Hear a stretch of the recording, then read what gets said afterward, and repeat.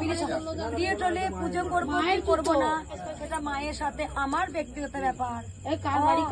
Period না হলে পরে বেবি না হলে তখন তুমি তাকে বাজা বলবে, হ্যাঁ?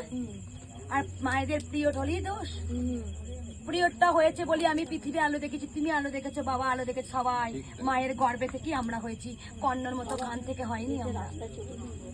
তাই পিরিয়ডটা একটা ফুল।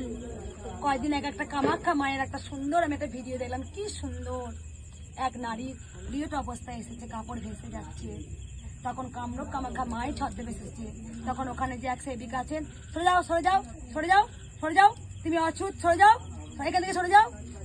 তখন কামরূপ কামাখ্যা মা, মা তো সে একই, যেই কামরূপ কামাখ্যা, যেই তারাপীঠের মা, সেই ভবতারিণী মা, মা তো একই। তখন বলছে যে আমার যে পেটে এত যন্ত্রণা হচ্ছে, আমার যে পিরিয়ডে কাপড় ভেসে যাচ্ছে, দেখো তো তোমার মা ঠিক আছে কিনা, যন্ত্রণায় ছটফট করছে কিনা। তাই একটা নারীকে অবহেলা নয়, তাকে সাহায্যের হাত বাড়াও।